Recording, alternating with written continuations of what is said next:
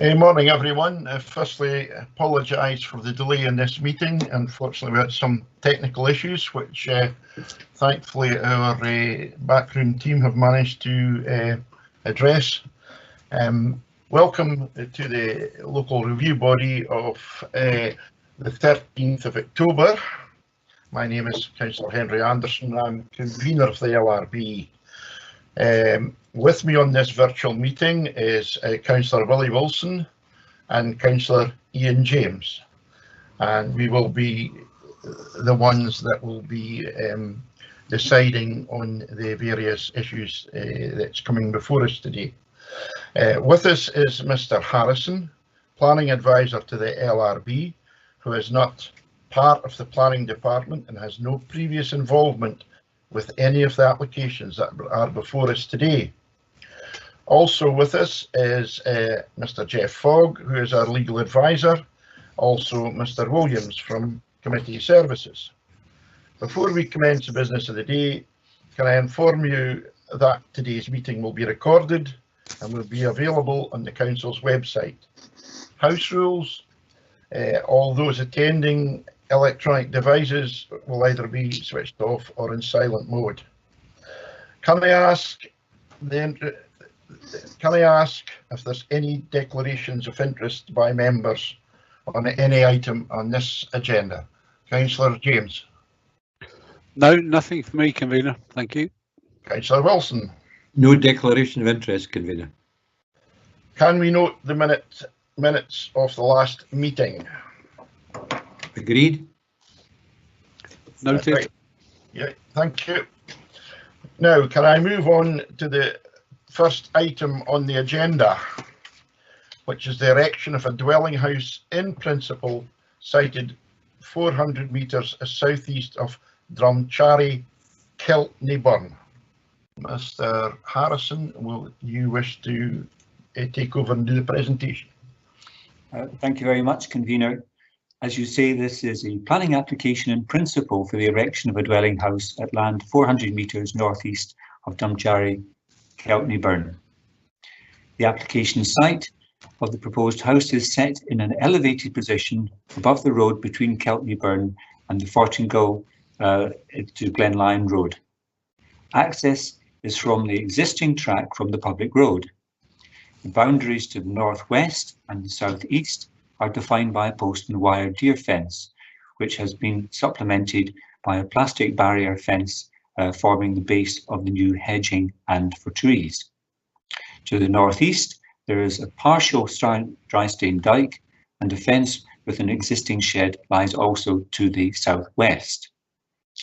There is scattered groups of mature tree planting outside the application site within the wider land holding. And as you can see in the first photograph we have here, actually I think there's earlier photographs, thank you. First of all, this is the site, as you see from the lower level of the public road. The site itself is behind the trees that you see in the, shall we say, the middle distance as it were. The land slopes up fairly sharply to the site and then it levels off at the site itself, as I say, you'll see in later photographs. So as it were, the site is, what you might say, in dead ground from this particular position. If we move on to the next photograph, thank you.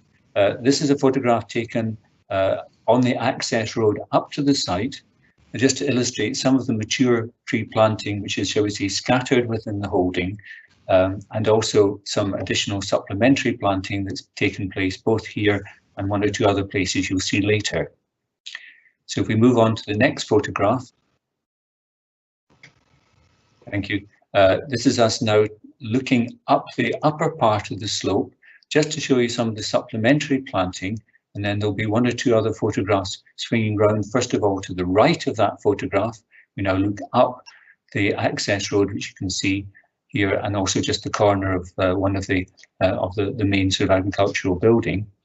This shows you some of the planting that's taken place next to that road, and of course some of the more sporadic mature planting in the background as well on the ground that's rising. Swinging around in the next photograph to the right, this shows you the shed itself, of course, and part of the access road. The site itself is really largely beyond the shed. I say you'll see that in later photographs. But if we turn around and go to the next photograph for a moment, this is, as it were, looking back down from where we've come up from the public road down at that lower level. And again, you see a small shed there, and also which I think might be to do with services, and also some of the mature planting, which you saw in more detail in the earlier photograph. Moving on to the next photograph and swinging around to the left of that, you're still catching the access road, but just to give you a little more indication of the land in general in that locality. And moving round again to the left in the next photograph, this takes us so that we're looking down to the public road now in that southerly direction from effectively the level of the application site. So you can see that the land drops away quite sharply down towards the river at that point. In the next photograph swinging to the left, we're looking along that, so obviously break and slope, as it were, and you're just beginning to pick up the application site, of course, shown in red there. And as you can see how the land levels off, as it were, at that point, but continues to rise beyond that, as it were. In the next photograph, we see the main body of the application site, and of course the caravan that's been sited there behind the deer fencing. And then as we swing round in the next photograph, again to the left there, we're catching the back of the shed, as it were, that we saw earlier on. One or two other details of the shed and possibly some fencing associated with poultry activity. Moving on from that, we move, as it were, into the application site, looking back to where we were taking the earlier photographs. And as you can see, looking down the side of the main sort of shed building here and to the caravan beyond, you can get the impression that the land drops away fairly sharply beyond the caravan. Swinging around to the left of that photograph, look across the main body of the site towards the drystone dike that was mentioned earlier. And then if we move from that position in the next photograph, we move right down to the gate and the drystone dike itself on that other boundary. And then the next photographs will swing round to the right, looking down that boundary. And then again, in the next photograph, swing round to the right, we're looking back to where we were, back to the shed itself. And again, round to the right in the next photograph, we're just catching the corner of the shed as we look across the remainder of the application site. You're picking up the hedge which has been planted on that boundary. And of course, again, the rising ground and the sporadic trees within that area. Moving on from that and going to the left, this is taken from the, shall we say, the indicative position of a possible position of the house, looking out to that break and slope that you'll now be aware of beyond the deer fencing, and that is to say the general outlook in that photograph. So I'll just leave you with that photograph, or we'll leave you with that photograph as well. Either of those two photographs give an indication of the application site. Moving on in summary to the applicant's case. The applicants have been farming the land extending to some 58 acres since 2013. The land is mainly used for sheep grazing, but is of restricted quality.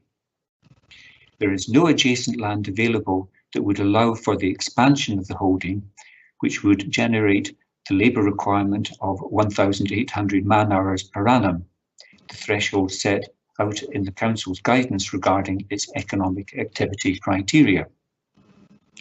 As confirmed by the SAC report, the farmland has been significantly improved with increased stock and improved grazing over the last 6 years. There has been close collaboration with local farmers, many of whom have written in support. Biodiversity has been improved through bracken removal, drainage, enhanced access, tree planting and maintenance. The temporary caravan has been used in summer months for this purpose. A house is seen as being essential to enable the full-time farming of the land, to oversee stock and for security. Livestock has been fattened on the land over the last 5 years. The travel restrictions created by the coronavirus situation makes it impossible to work the land without a house. The planning officer agrees with the proposed siting of the house regarding its position within the landscape. The scale of the desired house is seen as modest. The design of the property would be dealt with at the detailed planning application stage. Historically, Council has raised concerns relating to the lack of an established business on the farm. The business is now established and the farm shed is actively used to house machinery, equipment and feed. The farm is unable to grow due to the lack of a house. While the labour requirement to provide justification set out by the Council is understood, the proposal is considered to accord with the spirit of the planning policy. Turning now in summary to the Officer's report of handling, this proposal falls to be assessed against the current Local Development Plan 2 Policy 19 and the associated Housing in the Countryside Guide 2020. The application is for the erection of a dwelling house in principle to the northeast of Drumcarry near Garth or Fortingall. The site history involves the granting of an access track in 2005 and an agricultural building in 2008. In 2009 and 2010, two separate applications were refused for a dwelling at this location. The second application included an SAC report regarding operational need for a dwelling house. This application is by a new applicant and is also provided with an SAC report. The holding extends to some 57.75 acres. The land is mainly permanent grassland for sheep and poultry, with some areas of woodland. The estimated annual labour requirement for the farming operations is currently some 0.21 labour units. The report outlines that this level is restricted because the applicant cannot be on site full-time throughout the year. LDP 2 Policy 6 specifies that development will not be permitted except within defined settlement boundaries. However, Policy 19, Housing in the Countryside, acknowledges that opportunities exist for single houses which fall within one of 6 identified categories where they comply with a specific criterion. In this instance, the applicant is seeking consent under the economic activity category, namely that there is a need for an essential workers' house on the holding. Under this category, supplementary guidance states that, and I quote, the applicant must demonstrate to the satisfaction of the council that there is a need for a house or houses. Where the house is to be associated with a proposed economic activity, construction of the house will not be permitted in advance of the development of the business. End of quotation. It is noted that Scottish planning policy now directs against the use of occupancy restrictions which have been used in relation to housing for key essential workers in the past.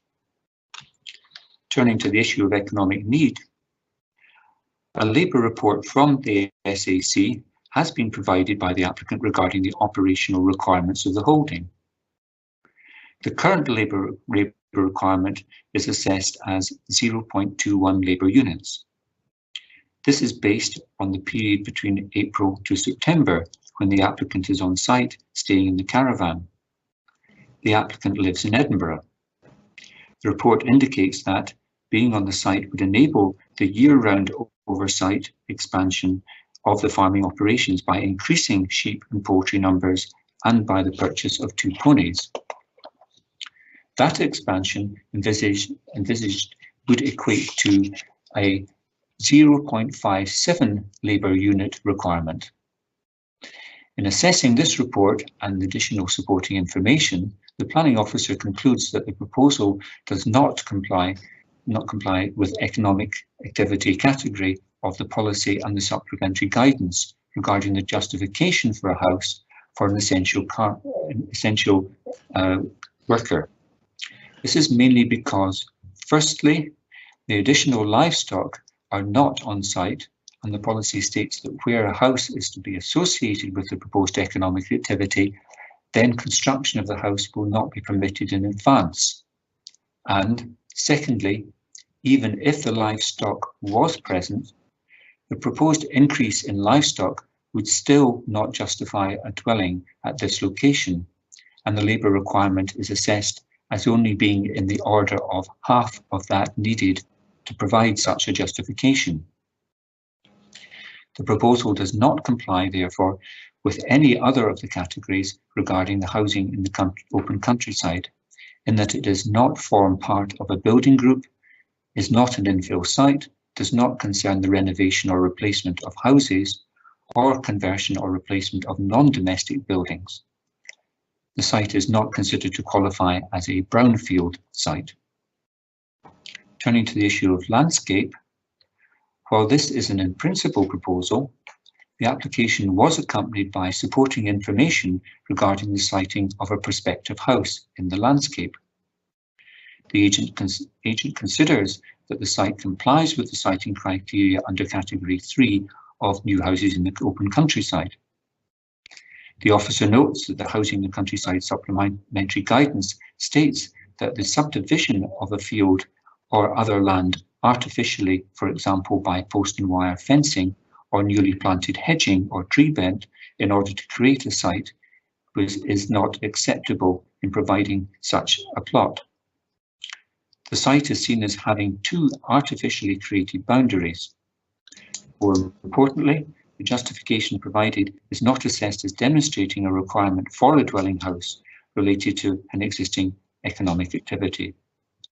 Therefore, an assessment of the siting criteria is not considered to be relevant to the assessment of this proposal.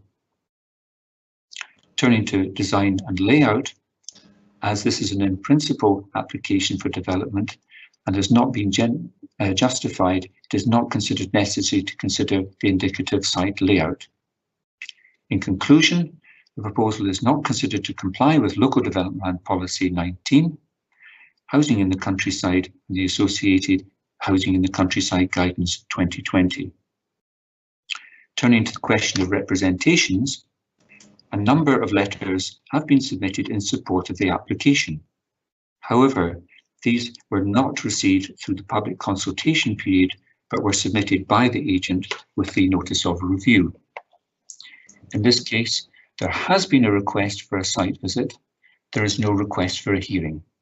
Thank you, Chair. Thank you. Is there any questions for of clarity required on this matter? Convener, if I might ask Mr. Harrison a couple of things, please.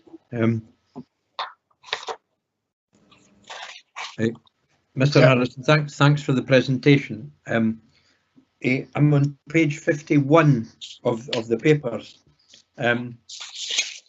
That's part of the SAC report, or the report, I think, just following on from that. And from the architects, I'm not sure where one stops and the other starts, but I'm on page 51, and about 2/3 of the way down the page, there's a paragraph there that says that the land of 57 acres is split almost equally between rough pastoral grazing on the upper slopes and semi-improved grassland on the southeastern extents. Mr. Harrison, I don't know if you'll be able to answer this question or not, but it's been indicated that there's been improvement through drainage and control of vegetation to the grassland. Presumably that maybe refers to the second part of what I've just read out. But part of the case is that if there was somebody with a house here on site, they could work the farm more intensively or work the land more intensively.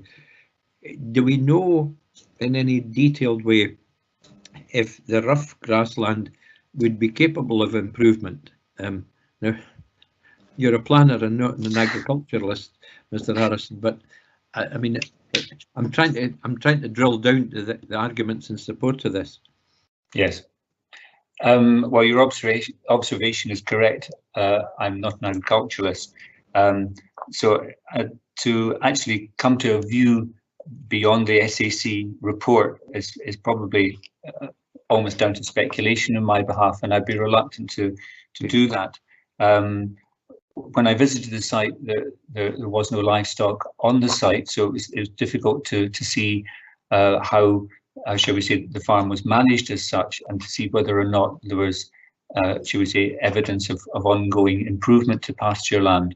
And I would tend to agree with you that it would appear that the lower slopes are more closely managed, understandably, than the upper slopes. But beyond that, really, I don't think it'd probably be appropriate for me to speculate. Okay, thank you. And my second question is regarding the forestry element, because you've been on site and the photographs, thank you, were very helpful. There's a degree of forestry on site, and it says a number of mature trees that need to be managed. I accept that. To what degree, as a rough percentage of the 57 acres would be covered in trees? I think it's really quite a small proportion. A rough percentage, I would probably put it at certainly less than 10%, and possibly even less than 5% is actually tree cover. As you can probably see from the photographs, it's a combination of groups of trees and individual trees in the landscape, yeah, rather than, shall we say, a block of forestry. And so we're really essentially looking at deciduous trees being managed rather than, shall we say, commercial woodland, which I say even in the photograph in front of you, there's a little bit of a contrast there where you're looking across the commercial woodland on the opposite side of the glen there. So yes, but that's out. Sorry, that's out with the completely ownership of the applicant. Yeah. Yes, and that's not the nature of the woodland that's on the site, which is effectively either small groups or grouping of mature woodland, or, as I say, individual trees, and they're really, as far as I could see, they were all deciduous. Okay, you've answered my next question. Thanks very much, Mr. Harrison. Councillor James, do you have any questions? Convener, nothing really further to ask other than what Councillor Wilson's already asked. Thank you at this point. Thank you. Can I ask Mr. Harrison, and thank you for your presentation, the 0.57 that would be deemed if someone was actually living on the farm, that would be for the agricultural element only. That wouldn't be for forestry and doing the biodiversity work improvements, which is basically forestry. That wouldn't be assessed by SAC. As far as I'm aware, they're really looking at the labour requirement for supervising livestock of one sort or another, and not, shall we say, tree, either forestry or, in this case, probably more in the order of tree management. Because I say, as I've already indicated, we're not really dealing with blocks of woodland as such, in a commercial sense. So no, my understanding is that it wouldn't include the woodland aspect of it, which is obviously on a completely different timescale to the management of stock in terms of the daily need, whereas woodland might be managed on almost either an annual or 5-year or even 10-year sort of program. Yeah, just to point out, in old traditional farming, these would be classed as shelter belts for the animals, these small blocks of hardwoods, so that the animals can go into them. And I would suggest that that's what the gentleman's meaning is, that obviously they have to be kept in a good order if they're used as shelters. Thank you. That's all the questions. I'm If we've got no further questions, are we happy? Members, can we proceed to determine the application for review based on the information that is before us? That is information contained within the papers and presented by the planning advisor. Councillor James. Yeah, I'm happy to go ahead with this, convener. Thank you. Councillor Wilson. I too am happy to proceed, convener. Right. Well, we'll start in the debate and we'll start with you, Councillor Wilson. Thanks, convener. Well, I want to thank everybody involved, first of all, including the applicant and all the information we've had. We've had a fair degree of detailed information, which was very useful in assessing the application. And thanks again to Mr. Harrison for his report and the photographs, which are very clear about the site and the landscape. I found this a difficult one, convener, and quite well balanced in terms of whether I would support it or not. And I want to do my assessment on an evidential basis. What I was looking for in the SAC report was a bit more in terms of a potential for improvement and expansion of the husbandry activity, because mainly the argument here is that there could be more sheep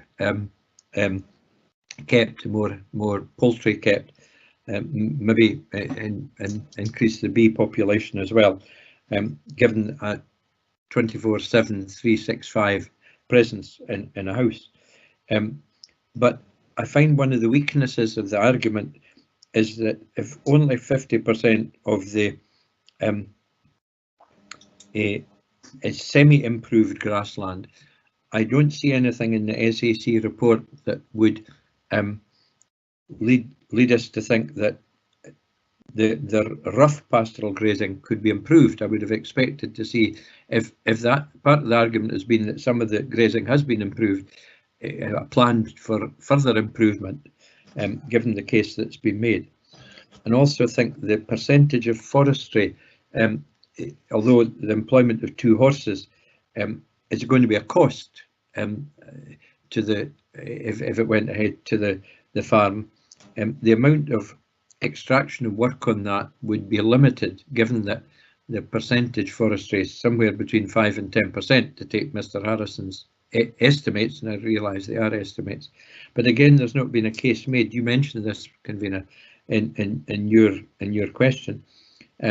So the idea of the limited amount of forestry helping sustain a viable unit is not made in the case. And the SAC report itself indicates that the very small amount, which is about 20%, once all of the increase in sheep, lambs, horses and hens goes up, it only takes it just above half a unit. And I worry about the ability, have a concern rather about the ability, or it hasn't been demonstrated within the papers I've seen, that the land would be capable of taking the increase in intensity of livestock. And for these reasons, I'm inclined to go with the planning officer's report and decision notice, which is contained on page 17 about the reasons for refusal. There's only one reason. I can narrate it out if you like, convener, but I think we all have a copy in front of us. And I would propose that we don't allow the review for the reason of refusal contained on page 17 of the papers we've got before us. Thank you. Thank you, Councillor Wilson. Councillor James, do you wish to give your views on this? Yeah, thanks, convener. Well, I agree with quite a lot that Councillor Wilson has highlighted. I have perhaps a little different view, because it seems to me the applicant's in a catch-22 situation, whereby he can't demonstrate the farm. He's put animals on there and had to remove them because he physically can't live there to look after them. You need to be on site to see them. what I like is that all too often we see agricultural buildings and people apply for an agricultural building and then apply to change its use. The applicant's not doing this. He's actually got an agricultural building, but the house, he wants to keep that, which proves to me that he, farming is very high on his agenda.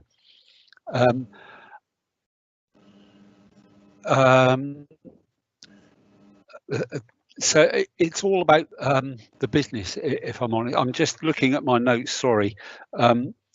Planning officers agree with the site identifiable, blends in with the landform and everything else. So I think that the refusal really has come down to the business case. But how can you show your business case if you have no, if you've had to remove your business from the land because you physically can't stay there with it? When he has been there, what he has proved is that he's improved the quality of the land, and I think with animals permanently on site, with the owner there to look after them, I think Councillor Wilson's concerns about improvement of quality, I think it will improve if he's allowed to actually live there and look after his animals. Obviously, he said about sheep and chickens. Chickens, you need somebody definitely on site. You can't do that from a distance. I'm inclined to allow his application. It is in principle, of course, and of course the detail will be with a detailed application. But I think in principle, I'm quite happy with his reason. And of course, you look at the representations, all of them are in support, of course, and that's from a farming community. So I'm in favour, convener. Thank you for that, Councillor James. Yes, so therefore it's a 1-1 draw at the moment. Well, in my view, I would agree with Councillor James on this one. I visited the site on Sunday. There was no one on site, which gave me concerns because there was a flock of sheep which were well nourished, quite healthy looking animals there. But obviously, if someone's not with them on a day-to-day basis, that gives me concerns for their welfare. As I say, the animals were very healthy, and I can understand that with COVID-19 travelling back and forward up here, it is causing a problem. I noticed by the red lines that it's quite, though it's in principle, it's quite restricted, and with what I viewed as well, the only likely site for a house is where the current caravan is situated, and I would suggest that when it comes through to full planning, that it's accepted that it would be a modest house. And I mean, I'm not suggesting that the planning department have applied the policies wrong here. And the planning officers agreed that the statements relating to the site being identifiable and it blends with the landform. It uses existing trees, buildings, slopes and other natural features to provide a backdrop. It's all been said in the report, and that was by the officers. So there's not an issue with the siting of permanent accommodation. And my consideration is that you need secure animal welfare and protection of the extensive equipment that's housed there. And in my view, the scale of the house, as I say, is modest, and I appreciate it. There may be concerns about the design of the property, but these matters can be set aside at this point, and they can be dealt with in the detailed planning application. There is a risk of predation on the animals and livestock, so they require frequent monitoring, and obviously the number is too many to relocate when Mr. Lumsden is not in sight. In addition, Mr. Lumsden is purchasing 2 ponies to assist with timber extraction. In my view, this method of extracting timber is eco-friendly and should be encouraged, as should beekeeping and replanting, which clearly Dr. Lumsden is undertaking. Therefore, in my view, I would uphold Mr. Lumsden's appeal on the grounds of requirement of housing for a farm worker for the welfare and security of the animals and equipment. So therefore, I'm of a view that I would uphold the appeal.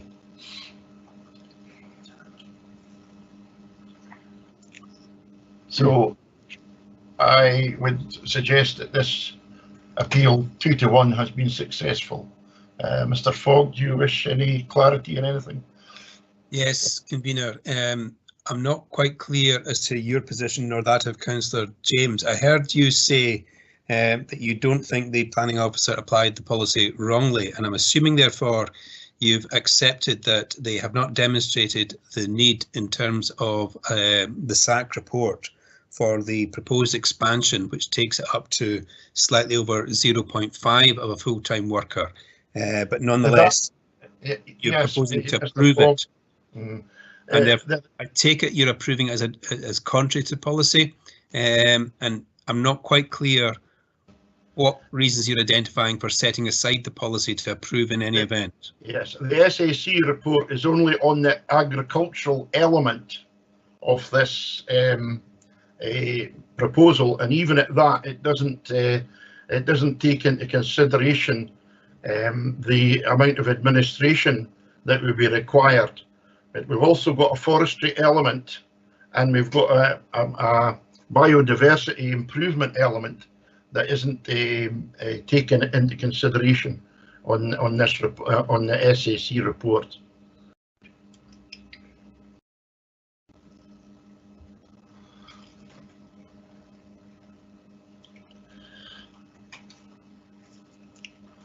I would concur with Councillor Anderson.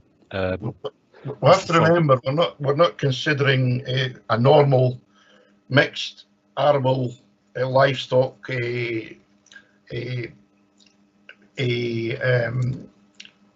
farm here. We are looking at someone that's doing a very modest farming project that's mixed more than just arable and livestock. It's in bringing in apiary. It's also bringing in biodiversity and forestry.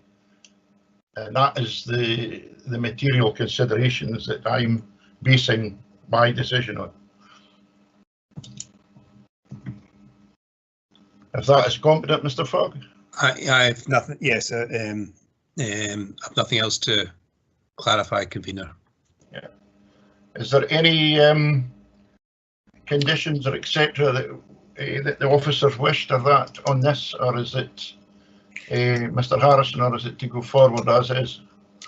There would be a requirement for a condition in relation to education contribution potentially, as it's an in-principle application. Also, you have, of course, the application site identified. As you can see, it's a fairly extensive area ground for most reasons. So I would only invite you to at least consider whether or not you'd wish to remove permitted development rights within that area because of its size or not. There would also have to be fairly standard, as it were, conditions in relation to drainage. There's a suggestion of some need to improve the access, possibly landscaping, and an informative in relation to water supply. Right. Yes, I think we can take Councillor James, you quite happy to take these forward onto this application? Yes, certainly, Convener. Some of that, Mr. Harrison, will that not be dealt with at detail planning if this is only in principle at the minute? Well, in relation to the education contribution, it's fairly normal to have that identified at this stage. Essentially, an in-principle application is, if I can put it that way, is the planning application. The application in this case, if you're granting in principle, would be what was, shall we say, historically called a reserved matters application. In other words, it would be subject to whatever conditions you wish to put on it in relation to either, well, basically that. This is the principal application, and the rest would be, shall we say, just dealing with the details of the house design, for example, its position within the site and such like. You're basically granting planning permission at this stage for a house on this land and within the application site, and that is, say, the main application. In that case, I'm happy to go with those conditions you previously mentioned. Thank you. And I would concur. Thank you. Councillor Wilson, do you wish to make any comment on that? Thanks, Convener. I've said my piece, and as you say, it's a 2-1 majority, and I will rest my case. Thank you. Thank you. Okay. Are you happy with that, Mr. Fogg? I have nothing else to add, Convener. Right. Therefore, if Mr. Harrison's is happy with that, we'll move on to the next item, which is siting of 2 camping pods and the formation of vehicular access and associated works, land 40 metres northeast of Leven View, Westerville.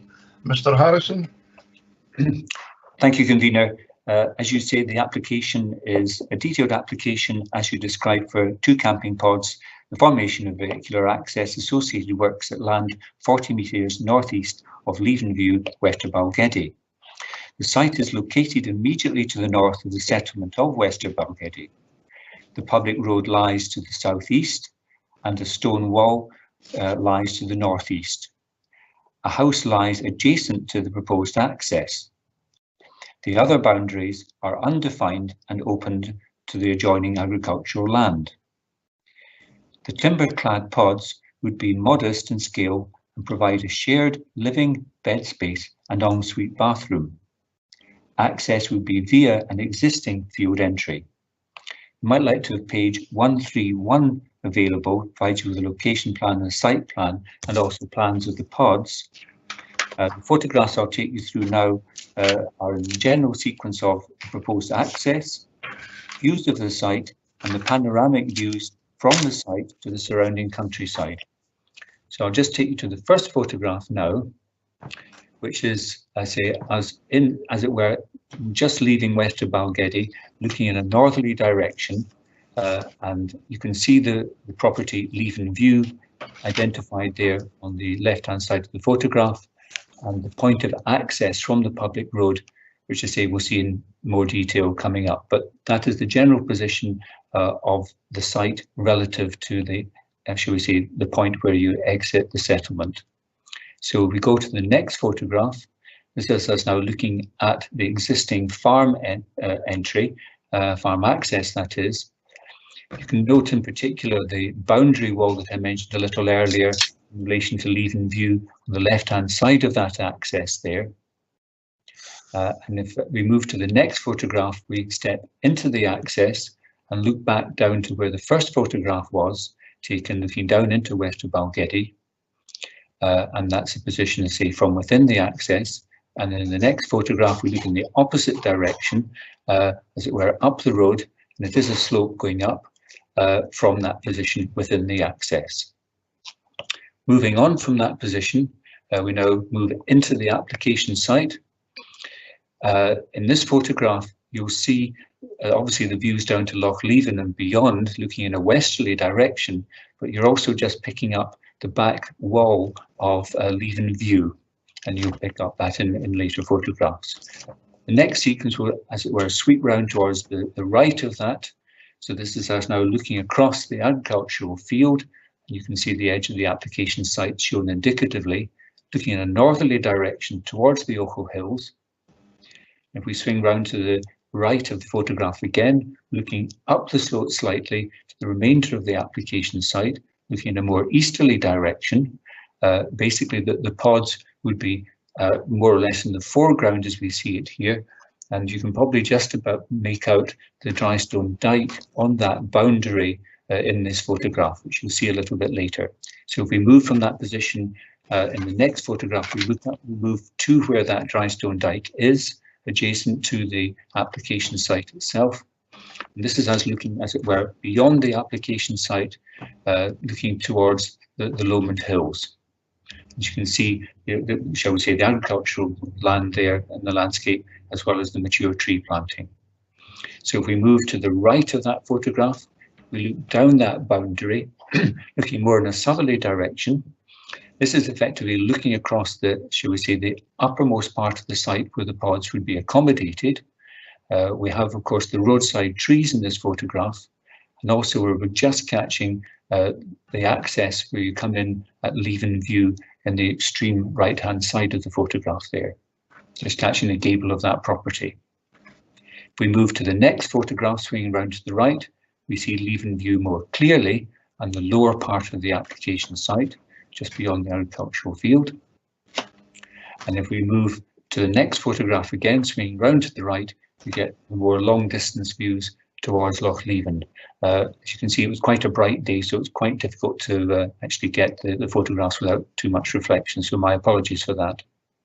And again, if we swing to the right of that photograph, we're looking more in a westerly direction towards the hills, again across the agricultural land, which is actually dropping down fairly significantly down to more than what, shall we say, the karst level of the Loch Leven basin there. Swinging round to the right of that photograph, again, we're looking now in a much more northerly direction across the open land.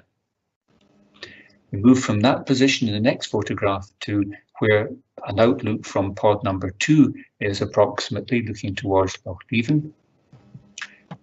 And if we move from that position, we go, as it were, down the field to look back to where the pods would be, to give you the context of those positions relative to the trees and relative to leave-in view. I'll just leave you with that photograph. Turning first of all, in summary of the applicant's case, the applicant considers that there has been a lack of consistency in the assessment of his proposal when compared with recent approvals for similar tourist development nearby. These applications did not need to be the subject of a business plan. They were also subject to the same siting criteria D and E of LDP Policy 2 number 8 and Policy 9C, which have remained relatively unchanged from LDP 1. The officer accepts the landscape impact and siting context and the lack of any justification in relation to demand in those cases. The applicant considers that his proposal shares similar views over Loch Leven, but enjoys a greater degree of enclosure within the landscape due to a background of mature trees, is more accessible, and lies adjacent to a settlement. It is seen as integrating well within the special landscape area with the use of appropriate materials, in this case treated timber and curved PVC roof membrane. Regarding LDP Policy number 8, Rural Business and Diversification, it is noted that the previous LDP did not require a business plan to be submitted.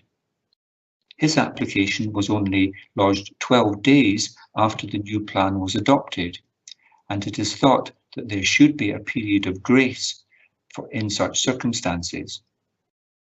The proposal is seen as a perfect example of a small-scale diversification for an existing agricultural business that meets the criteria of this policy. Regarding LDP2 Policy 9C, chalets, timeshare and fractional ownership, the site's unique selling point is its views over Loch Leven and proximity to National Cycle Route 1 and the Heart 200 driving route. As such, it is seen as meeting this policy.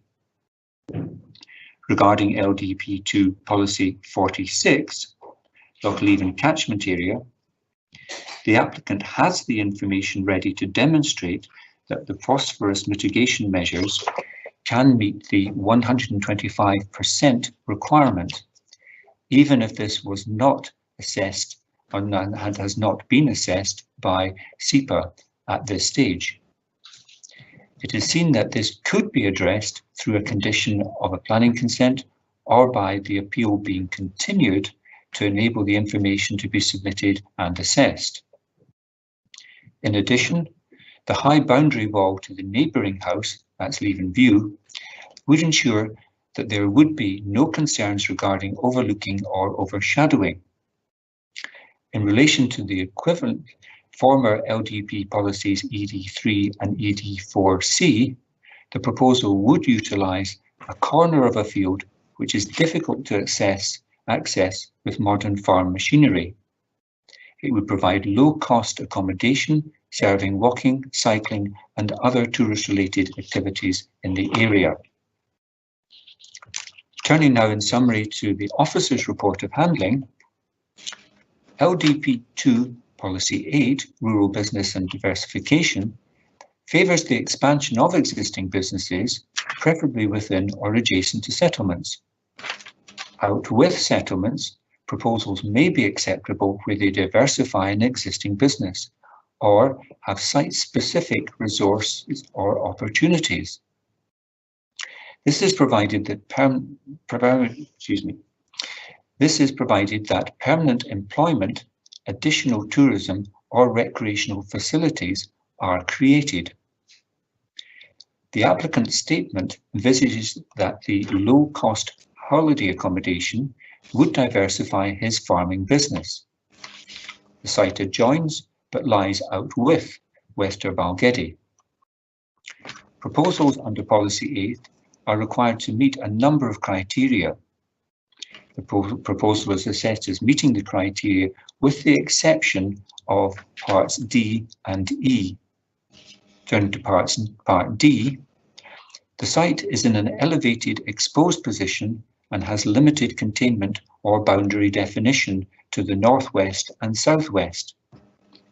It has not been adequately demonstrated that the prominent location within the Lochleven and Lomond Special Landscape Hills Special Landscape areas is the most appropriate location to facilitate the development. Turning to Part E, although the site forms part of the applicant's farming business, the location and extent of the applicant's farm has not been identified. The site is not considered to meet a specific need by virtue of its quality. It forms the corner of an agricultural field with no specific qualities which would set it apart from many other similar locations. The supporting statement refers to the local area being frequented by tourists due to its picturesque location, various attractions, and the numerous outdoor activities available, such as the National Cycling Route and the Hart 200 driving route close to the site. However, no evidence has been submitted to support the applicant's view that there is an opportunity for this type of low-cost holiday accommodation to meet a specific need in relation to his business or as a tourist facility.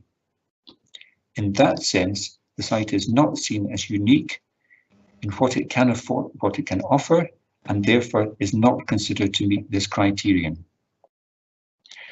As the proposal is assessed as failing criteria D and E, it does not comply with Policy 8 of LDP2, and as a consequence, it does not comply with Policy 9C, Chalets Timeshare and Fractional Ownership Criteria C.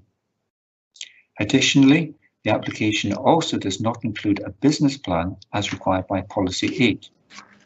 The business plan was not requested as the proposal was not considered acceptable for other reasons.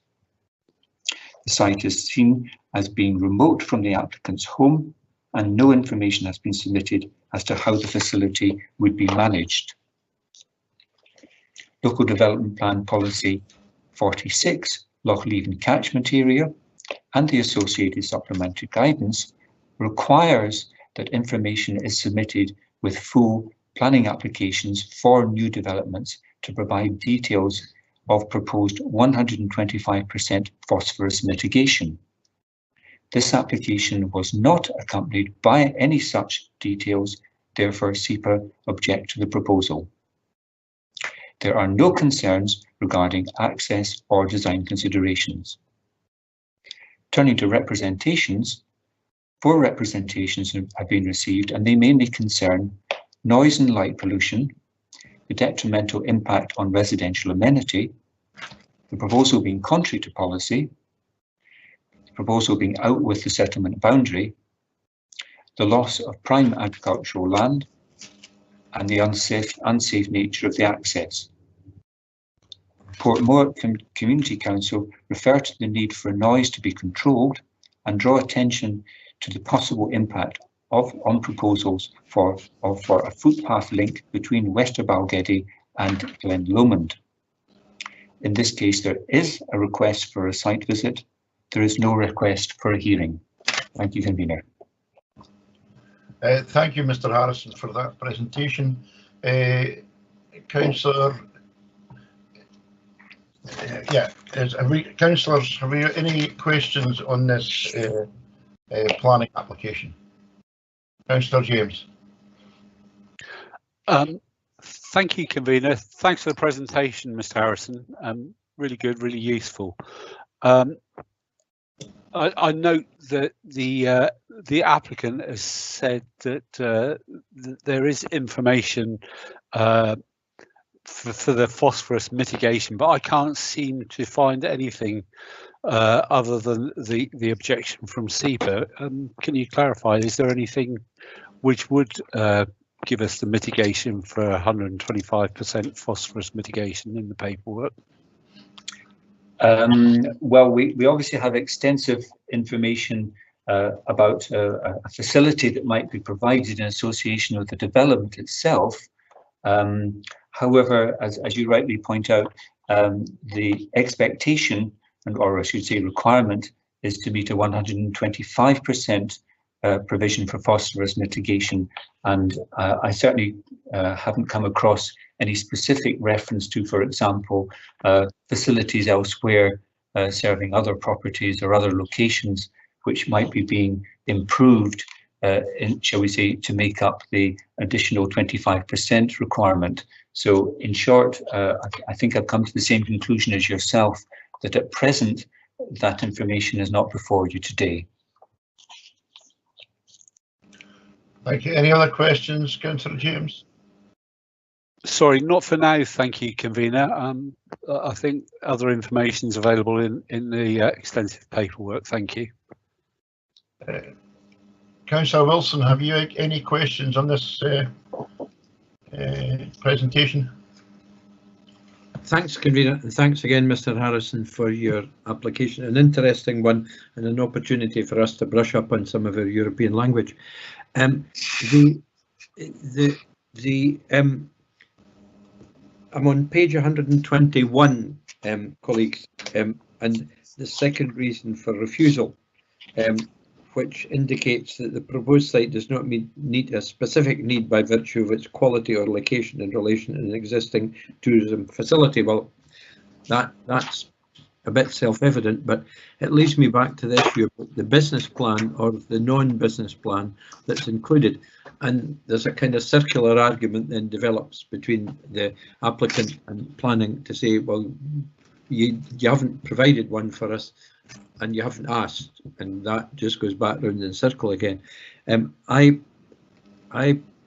think there's an element, as Councillor James has referred to, about the clarification about SEPA and the phosphate mitigation, which is of vital importance in this location as in any other in the Kinross area, Convener.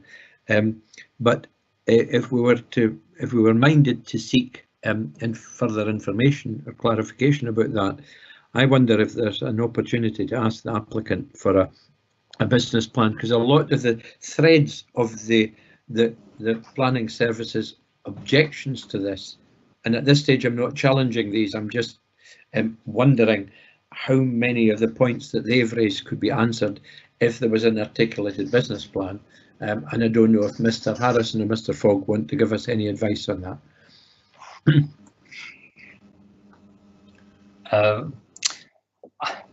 I find it difficult to know to what extent something we don't have before us might assist you in, if you're referring to the business plan. I appreciate that's not a particularly helpful answer, but you're almost asking me to speculate how the business plan would fit in the raft of issues before you, and to what extent it would give you further information that would enable you to come to a conclusion on the application. So I'm sorry, I appreciate that's almost a bit of a non-answer, but I would almost be just again speculating if I've understood your question correctly. If I haven't understood it correctly, if at some point I can clarify, I'd be happy to try to do so. No, you've understood it correctly, Mr. Harrison. I'm in a bit of the same dilemma as yourself, to be honest. But right. I think okay. I'd raise it as an issue. Thank you. Any other questions, Councillor Wilson? No, but I don't know if Mr. Fogg wants to add anything to what Mr. Harrison's said.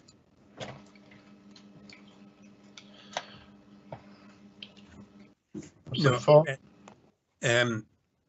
I have to agree with Mr. Harrison that it's difficult to advise you on what may or may not come forward from a document that may or may not be produced. I realise it's slightly premature because the convener asked for questions on the presentation David Harrison has given, but I think you are moving towards recommending that the application be deferred for additional information on a potential solution for the phosphate discharge and phosphate mitigation, and identifying that there may be a case for seeking the business plan too, which might assist in some of the existing shortcomings being identified by the appointed officer leading to his refusal, and that would be a legitimate position for you to take if that's a question you're putting to me. Thanks, Mr. Fogg. Convener, I apologise if I jumped the gun a wee bit. I was trying to. I was beginning to wonder where you were going with that question, but well, I wanted to Convener, I wanted to contextualise the issue raising the business plan, if it were linked to the phosphate mitigation rather than as a separate item. Yes. Interestingly enough, and just before we go on to debate, I was going to ask the question that the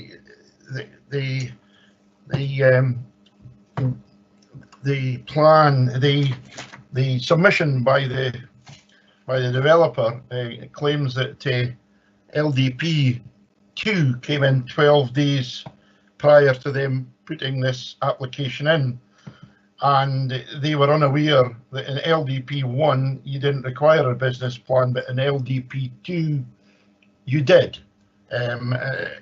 Is this, Mr. Harrison, is this a true reflection of how it would have happened?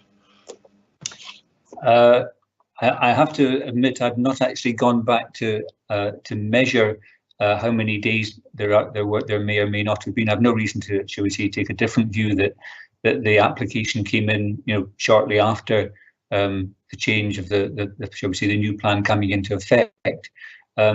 This can often be, shall we say, a difficulty, that something changes literally at midnight on one day, and the new policy takes effect. This is only usually a difficulty where the policy, shall we say, or the change in policy is, shall we say, to the detriment of an applicant, that they feel they're being unfairly treated by such a, shall we say, sharp change in direction. But of course, as I'm sure you're only too familiar, arriving at a new local plan literally takes years. So even if somebody is contemplating a development, it's usually signposted fairly clearly that there's a prospect of a change taking place quite a long time in advance. That may be a harsh thing to say, but it is actually how the process functions. And at some point, the new plan has to take effect, and a change has to take place if you're to arrive at a new plan. In this case, it is obviously unfortunate from the applicant's point of view that the change has taken place at such a time so close to him submitting the application. Thank you for that clarity. I think we can now move to the debate. Members, can we proceed to determine the application for review based on the information that is before us? That is information contained within the papers and the presentation by the planning advisor. Councillor Wilson, can we have your views on that? Thanks, Convener. I think clarification about the SEPA and phosphate mitigation would be useful. And there's always a dilemma in holding these proposals up, but we're here to determine the issues in totality, and we're relying on others for providing with technical advice. And I think I would err on the side of caution in asking for further clarification and advice about the 125. And my point I made earlier, and I slightly jumped the gun, and I apologise for that, Convener, was if that's the case, I think because of the number of issues in the refusal notice that relate to justification, if you like, for the proposal, we could ask the applicant for a business plan. So I would propose that we defer for these two reasons. Yes, I would tend to agree. Councillor James, are you in agreement that we defer? Not that we need to all be fully on that agreement, but I think at this point we should defer this. For further information from SEPA, I would think, on the 125% phosphate and also the business plan from the developer. Are you quite happy with that, Councillor James? Convener, Councillor Wilson always puts things far more eloquently than I ever could, but he pretty much said what I was thinking. So I'm more than happy to go with a deferment for that information. Thank you. Thank you. Mr. Fogg, do you need any more clarity on that, or are we happy with what we, are you happy with what we have? I think I'm happy. I did hear Councillor Wilson say that it would obviously be beneficial if the business plan took the opportunity to address some of the matters specified in the decision notice. So I think that should be fairly self-evident, but we could maybe refine the request slightly to incorporate that aspiration in the correspondence we issue to the applicant or his agents. Yes, I'm sure that would be quite acceptable. So if that is all, that's a deferment. So if everybody's ready, we can move on to the next item, which is a planning application, change of use from vacant land to commercial vehicle parking and open storage areas, formation of hard standing and vehicle access in part retrospect land 80 metres southwest of Unit C1, Muirhouses, Grange, Errol. Mr. Harrison, I'll let you take that forward. Thank you, Convener. As you say, the detailed planning application for the change of use of vacant land to commercial vehicle parking and open storage areas, formation of hard standing and vehicular access at land 80 metres southwest of Unit C1, Muirhouses, Grange by Errol.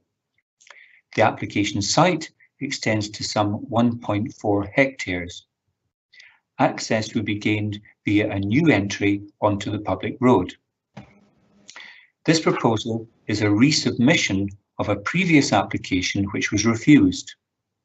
It includes additional information concerning engineering works, site topography, access, an arboricultural assessment, compensatory tree planting and tree management proposals as part of a landscaping scheme.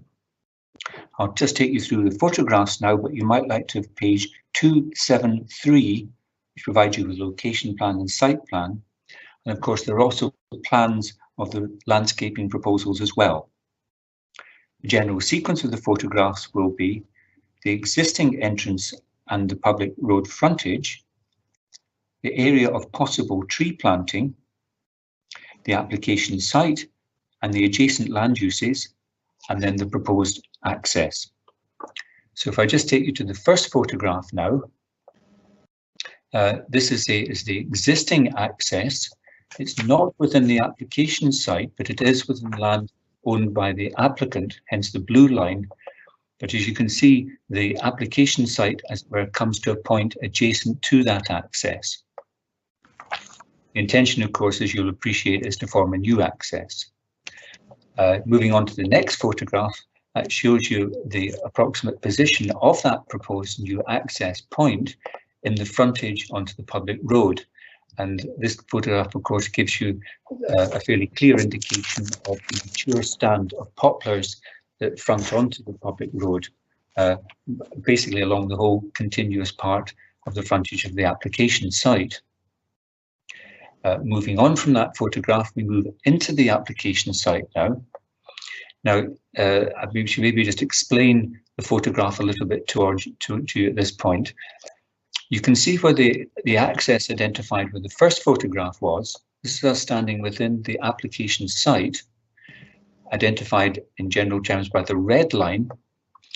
The applicant, of course, owns land beyond the red line, which I mentioned earlier, which serves the area of compensatory planting, which we'll see in a later photograph. But of course, the application site itself is effectively divided into two areas, approximately two areas which are 50-50. One area is an area of open space, which in this photograph is, as it were, the, the left-hand area, but also similarly an area of mixed use, which is both these are, of course, identified in the local development plan as allocations. In this photograph, of course, we see Orchard Cottage, which is referred to in the papers as well. So from this photograph, there will be a number of photographs, and it will show this yellow dotted line and hopefully information which will identify which are the mixed use areas allocations and which are the open space allocations. So if we swing round in the next photograph towards the right, this now looks across to the area to the northeast. That's the area identified as prospectively for either tree planting, or there's even mention of a possible orchard. There'll be further indication of that. But as you can see in this photograph, most of the area between the red line and where you're standing looking out from the photographer, as it were, is the mixed use area. But just cutting across the corner of it, we have the yellow dotted line. So I'm, as it were, standing in the open space area, looking across the mixed use area. If we move from here in the next photograph into that part of this mixed use area, we have the area identified for potential planting. So swinging around to the right of that photograph, you can see there is already some planting in that ground. And again, swinging around to the right of that photograph, we're still looking at some of these former military buildings which lie within that area. And swinging around to the right of that photograph, we're now looking out back to where we were when I was describing the difference between the mixed use area and the open space areas. And you can see the yellow dotted line identified there. So from that position, we move into the application site itself in the next photograph. Again, standing in the application site, looking across the mixed use area, and we're looking towards the other adjoining land uses, which will be seen in later photographs.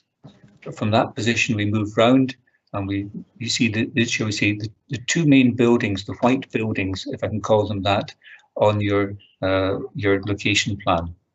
And I'm, as it were, effectively standing on the boundary between the two areas.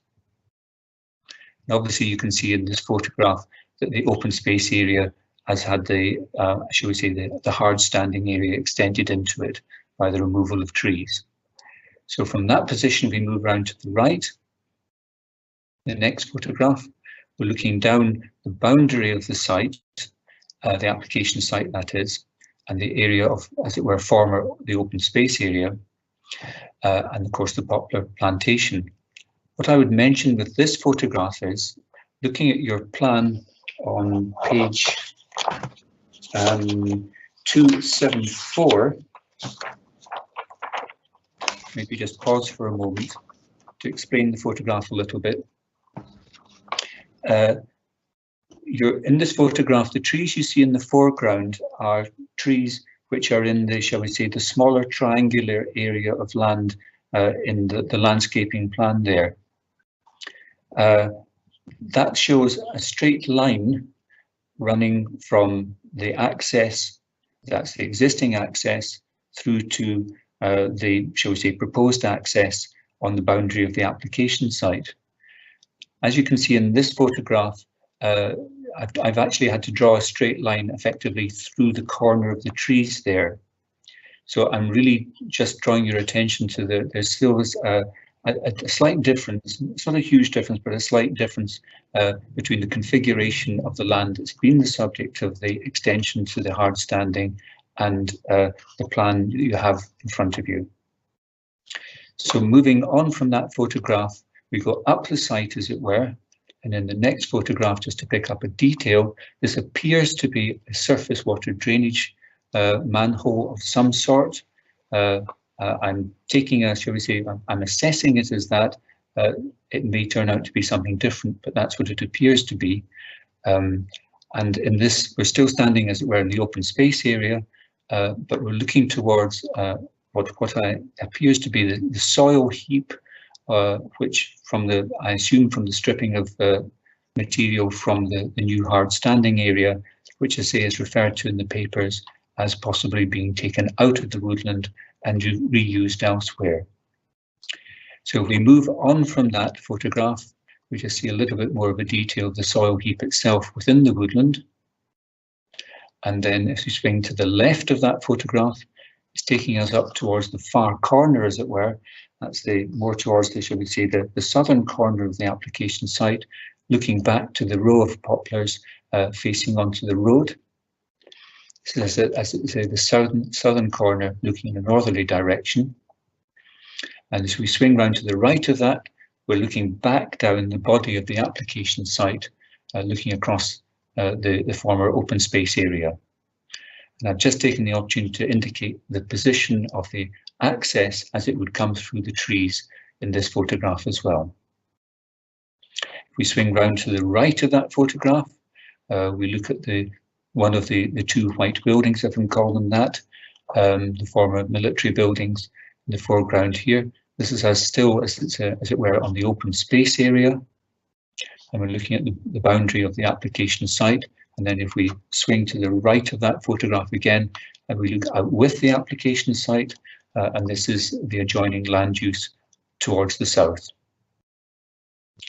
Swinging to the left of that photograph, we now look down the boundary of the application site. You might notice that there's an adjoining building next to the two main buildings in the application site, just, I say, out with it. That's the adjoining building there. And if we move a little bit further up from that photograph, there seems to be another surface water drainage manhole facility provided at that part of the site as well. Moving on in the next photograph, just to give a little more detail, it's one of the existing buildings on that southern boundary. We're now stepped into the mixed use area. And if we swing slightly to the right of that photograph, in the next photograph, we're looking down between the two main buildings, back towards the road, and you can see the row of poplars there, and the approximate position of the proposed access, and as it were, the split at that point between the mixed use area and the open space area. And if we swing round to the right of that photograph, in the next photograph, if possible, thank you. Could we go back to the previous photograph, if that's possible? Thank you. This is as it were on the boundary. That's should we say, just on that sort of how can I put it, the southeastern boundary, and this is us looking towards some of the existing adjoining land, the boundary between the site and that adjoining land use. And then if we move on to the next photograph, thank you. This is us back onto the public road, just to show you the basically the point of access from the public road that's proposed to form the new entry into the application site. And if I could just leave you with the final photograph, just give you a photograph of the site without any lines on it, hopefully will provide greater clarity. Turning now in summary to the applicant's case, the refusal of this application immediately after the agent's submission of comments responding to the concerns of the Community Council was completely unexpected. This locality is seen as an area in transition, notably due to the mixed development proposals relating to the former Aero Airfield. Part of the site is identified for mixed use in Local Development Plan 2, compatible with existing businesses and residential units. While storage and parking may not be viewed as the most attractive land use, potentially it creates and sustains tens of jobs and involves hundreds of thousands of pounds of expenditure. It is accepted that part of the site proposed to be developed for storage and distribution purposes is allocated as open space in the current local development plan. This area was previously occupied by woodland, which has been replaced with a hard standing. The applicant was not aware of the open space zoning and was under the impression that they had an historic permission or that they enjoyed permitted development rights under Clause 25 for the creation of a hard surface within the curtilage of an industrial building. The applicant accepts that they were mistaken and apologise. They are now seeking to rectify the removal of the woodland through a compensatory woodland strategy and landscaping scheme which, in time, would replace the poplar stand with mixed deciduous species. This is viewed as an enhancement of biodiversity. The poplars are viewed negatively due to their roots causing potentially damage and windblow damage to buildings and vehicles. As they are mature to over mature at some 40 years of age, it is considered that they should be replaced. The applicant is open to proposals being brought forward for an open space area to become a local nature reserve or a community woodland.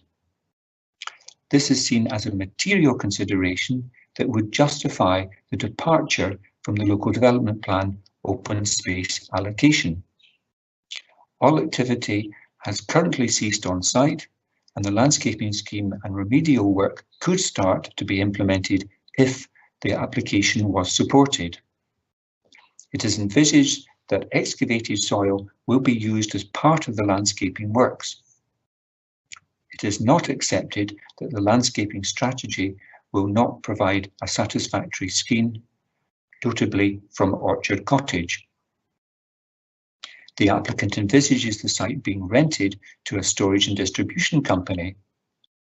The prospective tenant, and therefore the details of the prospective use of the land, is unknown. The proposed palisade fencing would eventually be hidden by the proposed planting. Noise and land contamination matters could be addressed through planning conditions. Tree felling is not seen as necessary to provide visibility at the proposed access. It is noted that the applicant will be constructing a footpath to link such development to Errol as part of his proposals for a new settlement. In conclusion, while it is accepted that the proposal breaches certain policies and the open space allocation, the material considerations identified are considered to justify the departure from these parts of Local Development Plan 2. Turning now in summary to the Officer's report of handling, The application concerns the resubmission of the same proposal which was refused. The application site lies within the Errol, Ayr and Grange settlement boundary. This settlement is characterised by a mix of housing and employment uses which have been developed and continue to be developed in response to the dereliction resulting from the former wartime airfield land use.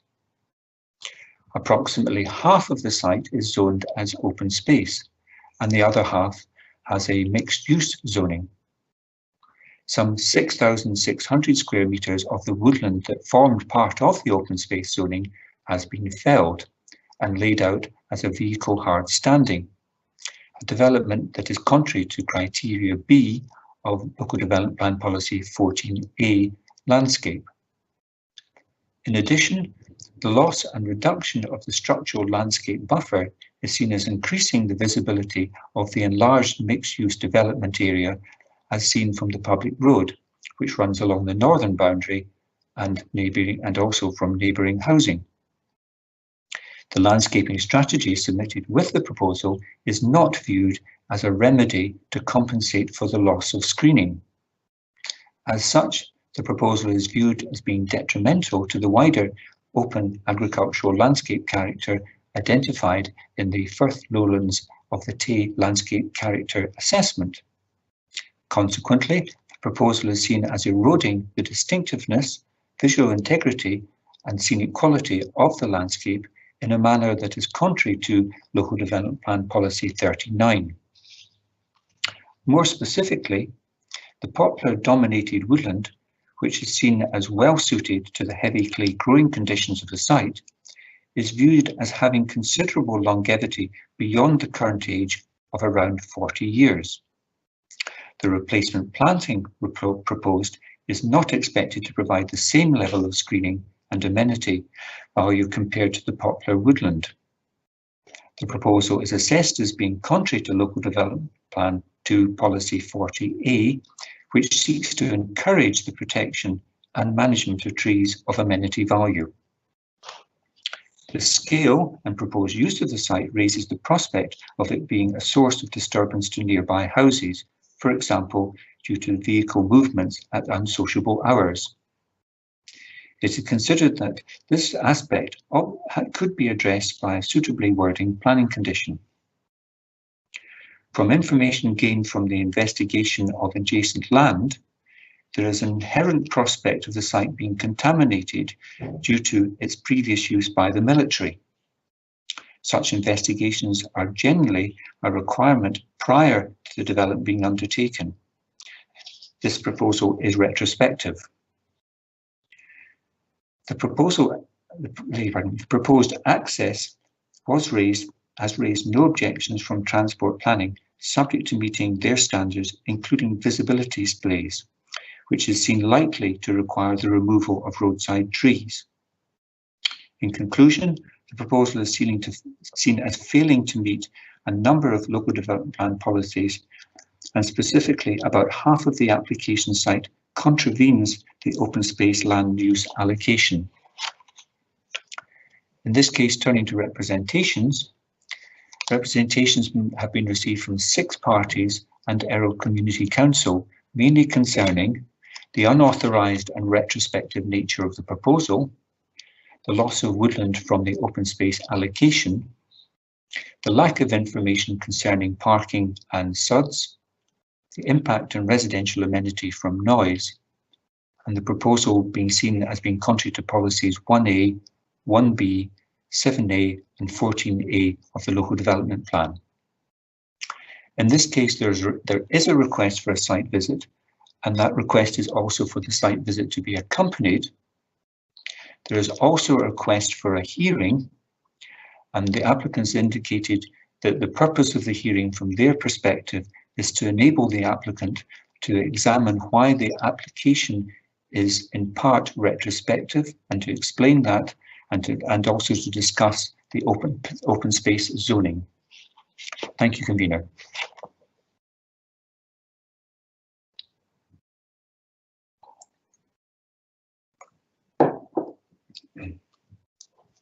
You're on mute, Convener.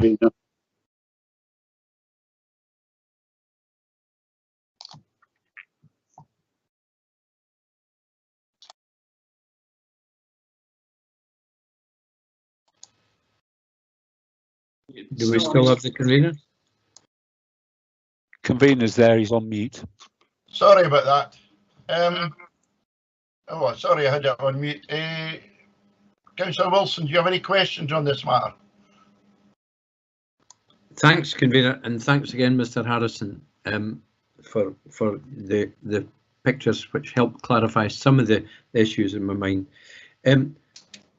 Has there been any discussion at all? One or two questions, convener, if you'll bear with me. No problem. Has there been any discussion at all if the existing access could be used, or is that's maybe, I know it's not part of the application site, but that appears not to have featured in any of the correspondence we've got, convener.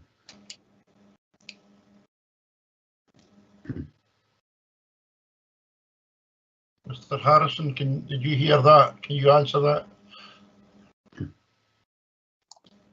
Beg your pardon, I'd muted myself.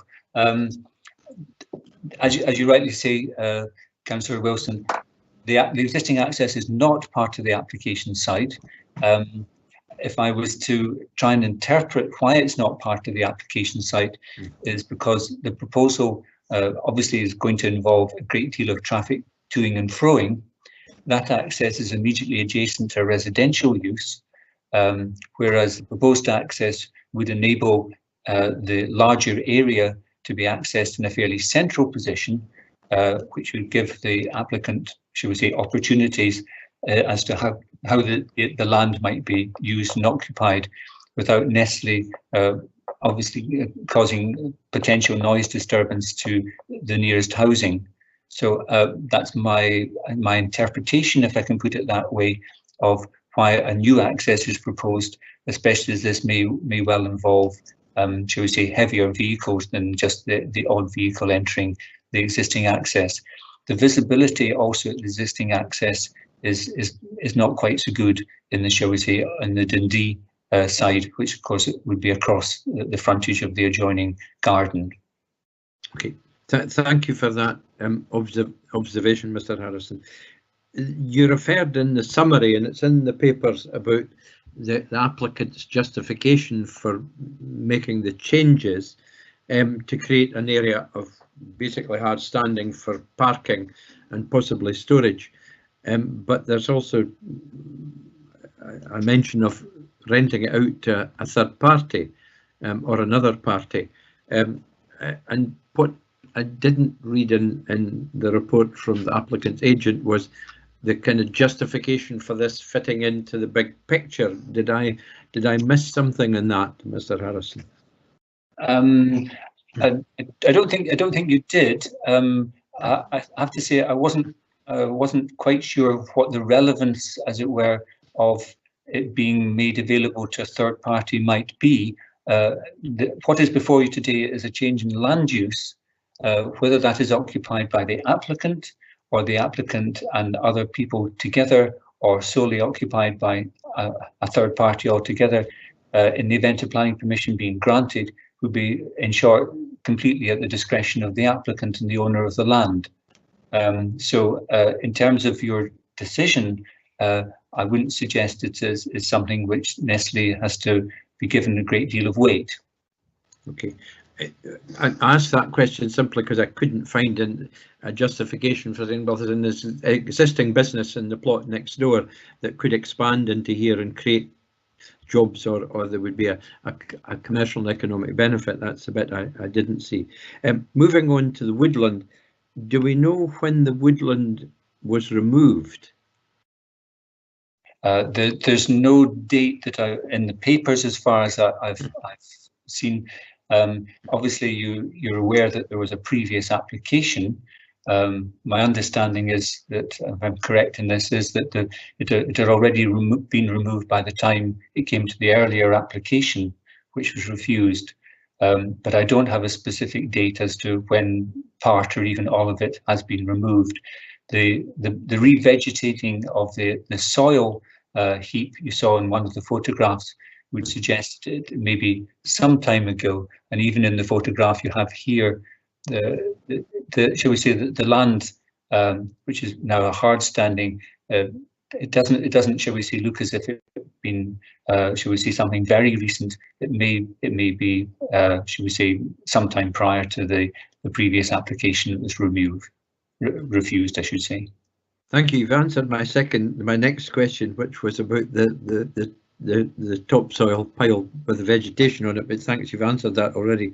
And final one, do we know in terms of the number of trees what the extent of the felling was? Because there was felling on the if you call it the inside of the application site. Do we know roughly what the extent of that was? I don't know for definite. I've tended to assume that effectively the extent of the woodland was coinciding with the extent of the what was allocated as the open space area. It would seem unusual for it to be anything different from that, as it were, because obviously we have the distinction between the mixed use area, which has clearly been open and has had these former military buildings in it for some very considerable time. And it would appear that shall we say, the poplars were probably all planted at one time, and I can only assume that say coincided with the open space allocation area. Thank you very much, Mr. Harrison. Councillor James, have you any questions? Nothing further to what Councillor Wilson's already asked. Thanks, convener. Can I ask Mr. Harrison that it appears there could be an access in from the other end of the site. There is, I noticed there was a garage there, and vehicles could come in and basically access through into this site would be possible. Is that not been indicated at all? Because I would imagine the ownership of all that land is the same. Yes, the blue line doesn't really confirm beyond the landscape area and the compensatory area the extent of the applicant's ownership. But yes, I think you're probably more familiar than I am with the history of the sort of the former airfield site and land ownership there. There obviously is, as you saw in the photographs, a separate, basically a car business on the adjoining site in one direction, and a similar sort of activity on the other side as well, and a number of different uses or vacant land on that sort of southern boundary. Again, it's a matter of interpretation, but obviously if access was to be taken in, it would be crossing other land which appears to be used or possibly leased to other uses, as opposed to this proposal, which appears to want to create an independent access for a different type of use, a storage and distribution use as an entity in its own right. Without taking things. Yes. Yeah, it's just that when I visited, there was up beside that the garage we're seeing on C25. There was a whole line of heavy goods on a concrete base lined up there. Obviously, they use that for parking.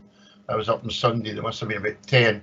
So obviously, there's heavy goods already accessing this almost to the hard standing. However, another matter, the manholes appear to be at quite a higher level. Would you be expecting the finished levels to be higher than what the site we're looking at the moment is? I had noted that they were seriously projecting above the ground level. It's possible that some they might be wanting to build the land up even further.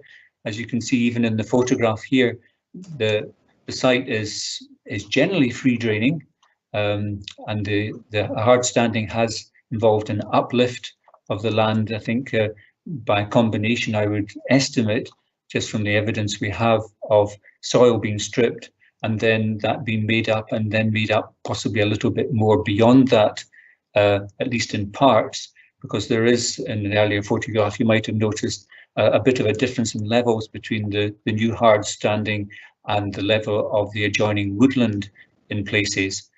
Whether the intention is to raise it even further, we've no information that would suggest one way or the other. But certainly when I was there, there wasn't, shall we say, an obvious problem such as, you know, lots of standing water, which would suggest that they needed to raise it in order to get a free draining surface. Thank you. If that's all the questions, then proceed to determine this application review based on the information that is before us. That is information contained within the papers and the presentation by the planning advisor.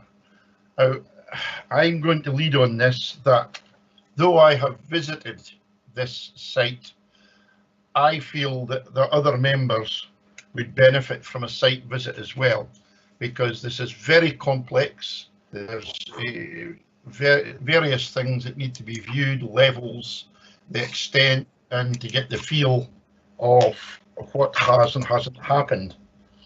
So I would suggest we defer for a site visit. I would also, because there's a deferral, bring in the issue of the gulf between the agricultural survey and our own tree officer. We need to find out exactly the species of trees that we're discussing, because when one checks on poplar stroke aspen, which is part of the poplar group, it can be anywhere from hybrids at 40 to 50 years through aspen at 150 to 200 years. And there's been no clarity from anyone that's looked at these trees exactly what we're talking about. So I think there needs to be more done in that respect. And I would also like more comments from the experts on agricultural about whether lopping down to 10 metres would be a suitable recommendation for the existing trees.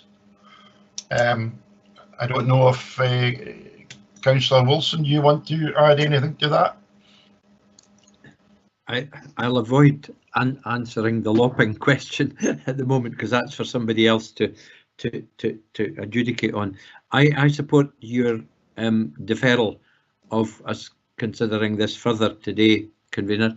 I think a site visit would be useful. I'm familiar with the overall site of the what we call the aerodrome in old-fashioned language, but I'm not familiar with the detail of this site. I would welcome the opportunity to do that, and I think that should be an unaccompanied site visit. I see the applicant has asked for an accompanied site visit.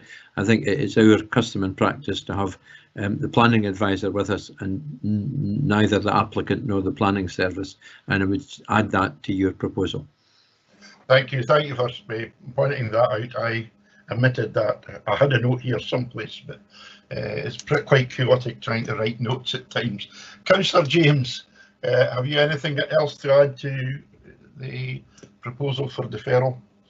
Nothing to add. I agree with Councillor Wilson, though, that it should be unaccompanied. You know, but Mr. Harrison coming with us, but for some clarification, that's all. But no, I'm quite happy to go along with that. Mr. Fogg, is that quite clear to you what we have been asking for? Yes, convener, I think so. Okay. If that's all, Mr. Harrison, do you have anything else to say on this matter? No, thank you, convener. No, thank you. Well, gentlemen, that will finish this meeting. Thank you all. As I say, at the beginning, it was quite challenging with connection problems, but we've eventually managed to get there. So thank you very much, and no doubt we will have a meeting in about 5 weeks' time for the next tranche of applications. So thank you very much for all your time, and thanks for the technical people for being able to sort out the difficulties that we were having. And I'll say goodbye. Bye now.